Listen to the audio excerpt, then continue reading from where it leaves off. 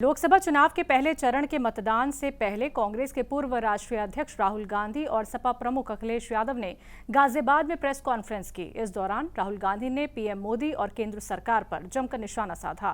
राहुल गांधी ने कहा कि पीएम मोदी भ्रष्टाचार के चैंपियन हैं। उन्होंने ये भी कहा कि पीएम मोदी का इंटरव्यू पूरा स्क्रिप्टेड था।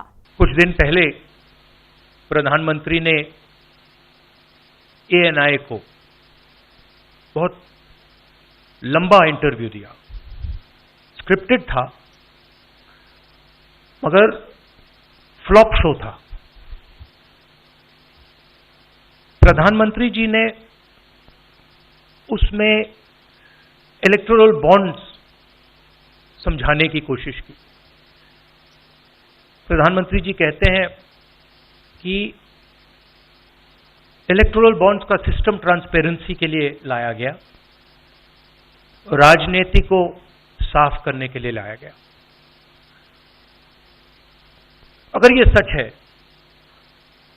तो उस सिस्टम को सुप्रीम कोर्ट ने रद्द क्यों किया? और दूसरी बात, अगर आप ट्रांसपेरेंसी लाना चाहते थे तो जिन लोगों ने आपको पैसा दिया, बीजेपी को पैसा दिया, हजारों करोड़ रुपए दिए, उनका नाम आपने क्यों छुपाया था? और जिन तारीखों पे उन्होंने आपको पैसा दिया उसको आपने क्यों छुपाया था? पता लगता है हजारों करोड़ रुपए का कॉन्ट्रैक्ट किसी कंपनी को मिलता है, उसके एकदम बाद वो कंपनी बीजेपी को पैसा देती है। सीबीआई की इंक्वायरी होती है, ईडी की इंक्वायरी होती है, किसी कंपनी पर शुरू होती है, उसके 10-15 दिन बाद कंपनी करोड़ों रुपए बीजेपी को देती है और फिर सीबीआई की इंक्वायरी, ईडी की इंक्वायरी बंद हो जाती है। सड़क पे इसको एक्सटॉर्शन कहते हैं। एक्सटॉर्शन कहते हैं सड़क पे। तो ये जो है इलेक्टोरल बॉन्ड्स का जो स्कीम है, ये दुनिया का सबसे बड़ा एक्सटॉर्शन का स्कीम है। हिंदुस्तान के सारे बिजनेसमैन इस बात को समझते हैं, जानते हैं, और प्रधानमंत्री जितनी भी सफाई देना चाहें कोई फर्क नहीं पड़ने वाला है, क्योंकि पूरा देश जानता है कि प्रधानमंत्री भ्रष्टाचार के चैंपियन हैं। धन्यवाद। वहीं राहुल गांधी के अलावा अखिलेश यादव ने भी बीजेपी का जमकर घेराव किया। उन्होंने बीजेपी को घेरते हुए ये तक कह दिया कि बीजेपी भ्रष्टाचार का गोदाम बन गई है। जो इनका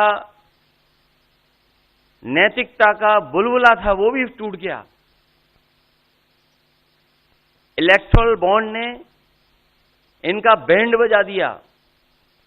भारतीय जनता पार्टी सभी भ्रष्टाचारियों का गोदाम बन गई।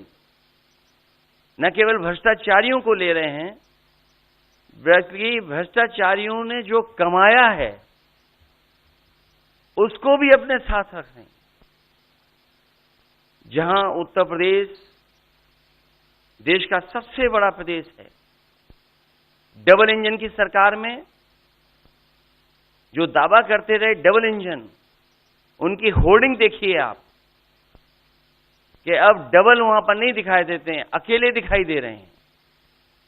इनके प्रत्याशी होर्डिंग से गायब हैं और चुनाव के बाद होर्डिंग पे जो अकेले हैं वो भी गायब हो जाएंगे।